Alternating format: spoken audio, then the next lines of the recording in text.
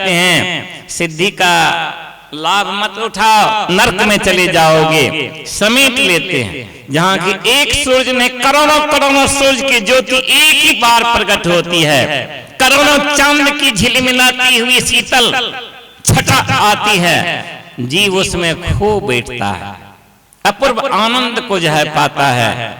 यहाँ पर सीधियां प्रकट हो जाती है, अष्टसिद्धियां यहाँ पर आ जाती है, लेकिन पहले मानस जप मानस ध्यान करना पड़ेगा। हम लोग जा रहे थे चित्रकूट में अखिल भारतीय में, हे बाबा भी गए हुए थे, आप भी गए थे ना? चले जा रहे थे, बहुत सारे लोग थे। कुछ मैदान लोग को देखा कि संध्या के समय में गप सप कर ली, दीदी हमारी गोतनी ऐसे, हमरा देवर ऐसे, भैंसुर ऐसे, हेऊ ऐसे, ससुर ऐसे, सास ऐसे, है ना, क्या कहेंगे क्या कहेंगे, कहा नहीं जाता है। और जब सब चीज कह ली तब संध्या जब हो गई तो कहती दीदी अब टंटा तोड़ लिया। तो हम सोचे कौन टंटा तोड़ने वाली है, तभी से तो ये घंटों घंटा देखते हैं हाहाकार मचा रही थी, अभी कौन टंटा तोड़ेगी। बस आंख गोग तो तान लिए सब संतन की बड़ी बड़ी हारी, बस स्तुति कर ली, संध्या और स्तुति, अब भजन की हो दीदी आरती करो। जान लिया मैं पूछू हमार जी गोतनी है करके, मतलब हम ताक रहे थे कौन आदमी है ये, तो वो कहती है उसकी छोटकी कहती है अपने बड़की के विषय में कि हमारी गोतनी जब अपने मुंसा को मन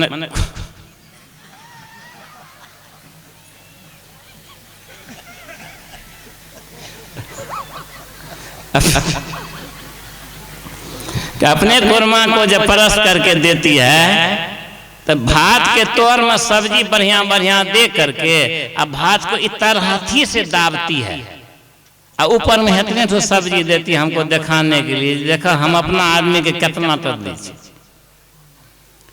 ऐसा से।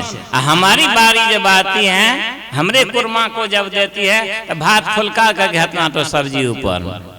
मन मन सोची कौन टंटा तोड़ ली है, ये तभी टंटा तोड़ रही थी। ये सब संतन की बड़ी बलिहारी, उनकी स्तुति कहीं विधि कीजिए। मोरी मती अति नीच अनारी, फिर ये बेचारी अनारी बनी हुई रह जाएगी, दुनिया से लेकर के कौन सी जाएगी।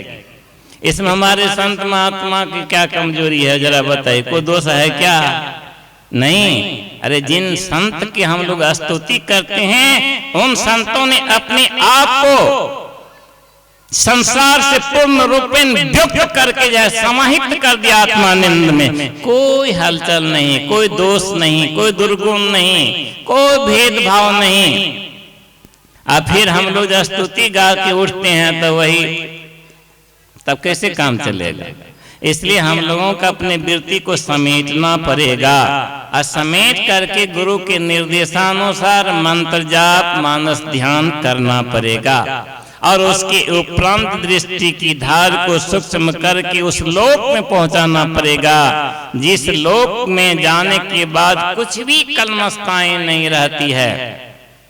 मानस ध्यान कैसा, तो जाकर के सुतीक्ष्ण मुनि से पूछिए। जब प्रभु श्री राम वनगमन के समय में गए भाई लक्ष्मण साथ में, तो सुतीक्ष्ण मुनि बैठ करके जब भगवान के समय रूप में खोए हुए थे।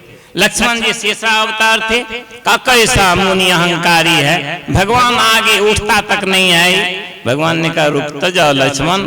कहा क्या रुकूं भैया, ऐसा अहंकारी बाबाजी है, आप आए इसके कोटी पर और ये चुपचाप आंख बंद करके जो है सो बैठा हुआ है। कहा तुम नहीं समझते हो। कहा क्या? कहा इसमें रहस्य छिपा हुआ। इस मुनि ने अपने सूरत को मेरे सौम्यमय रूप में ऐसे पिरो दी है कि संसार कुछ है ही नहीं, केवल मेरा सौम्यमय रूप ही इनको लक्षित हो रहा है। कहते प्रभु कैसे ही जगेगा? तब भगवान ने कहा अपने योग बल से उनको उस रूप में, जिस रूप में उनकी सूरत फंसी हुई थी, भगवान का सौम्यमय रूप में, उस रूप को भगवान चुरा दिए। ऋषि हाकार करके उठ गए। कहा प्रभु क्या कर दिए? कहा ऋषिवर जरूरी था यहाँ पर अभी, अभी जरूरी था सत्यक्षण मुनि को। कहा प्रभु हमको वही रूप जैसे दीजिए, उसमें शाश्वत सुख है, चिर सुख है, चिरत सुख है, नित्य सुख है, निरंतर सुख है, अविनाशी सुख है प्रभु, आनंद की प्रस्फुटित निर्मल धाराएं हैं। अब बताइए मानस ध्यान कैसा होना चाहिए था।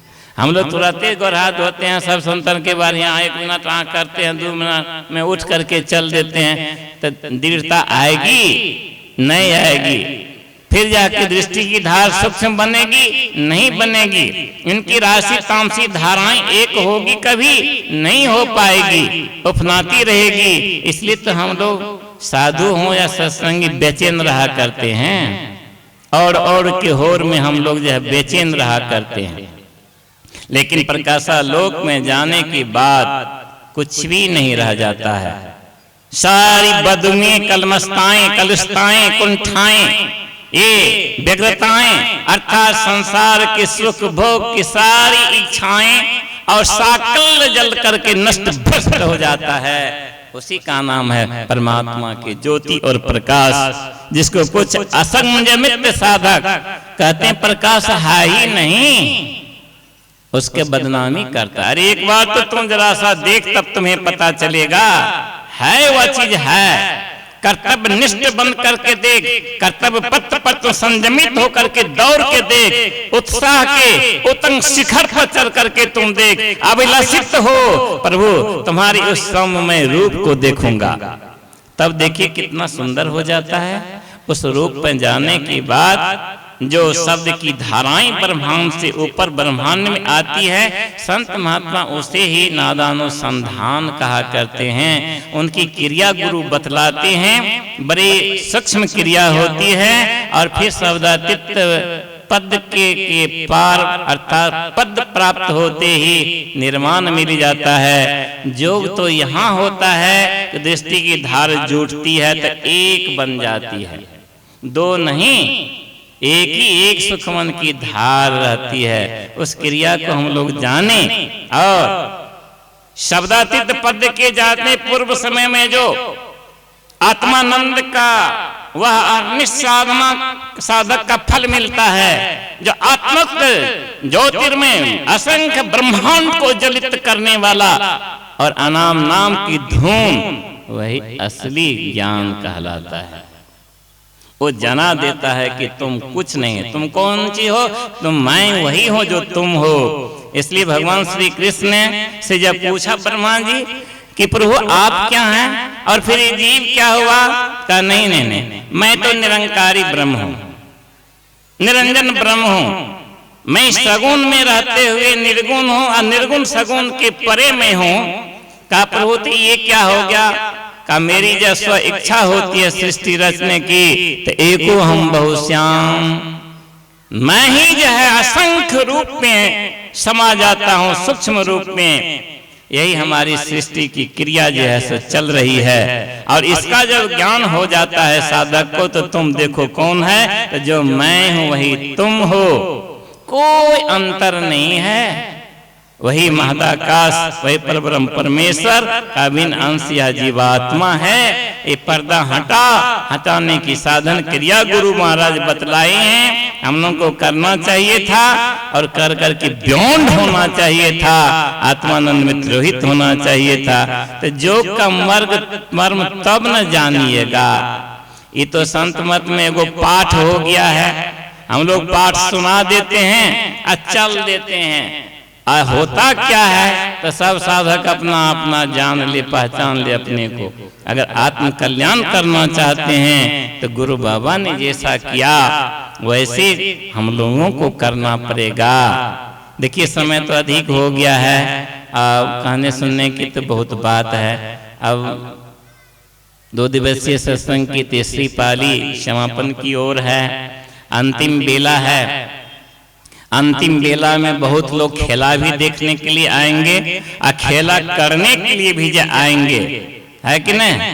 तब खेला देखने और खेला करने के क्रम में कहीं मेला न जो है सो लग जाए और मेला में कहीं ठेलम ठेला नहीं हो जाए, इसलिए शांत सुबुद्ध चित्त से हम लोगों को भगवान के जो है सो भगवत भजन को सुनना पड़ेगा।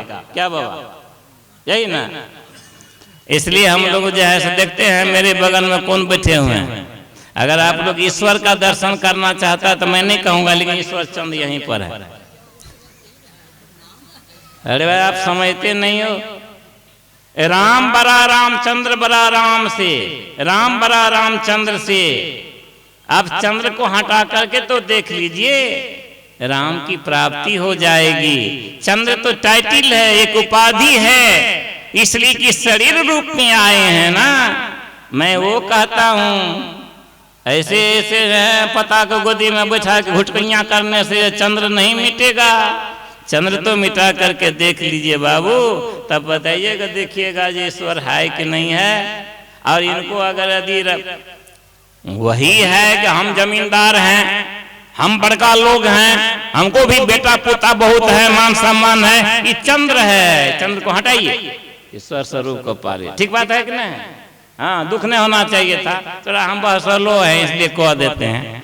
बोलिए श्री सदगुरु महाराज की, भारत माता की। बढ़िया से कहिए। ये शेखपुरा के लोग हैं ना, अगर यदि बहुत दिल खोल के नहीं बोलिएगा तो लोग बदनाम करेगा।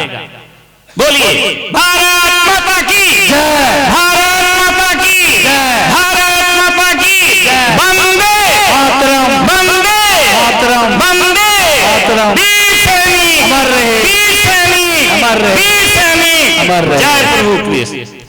एक बात निवेदन अंत में, यहाँ तो संत मत की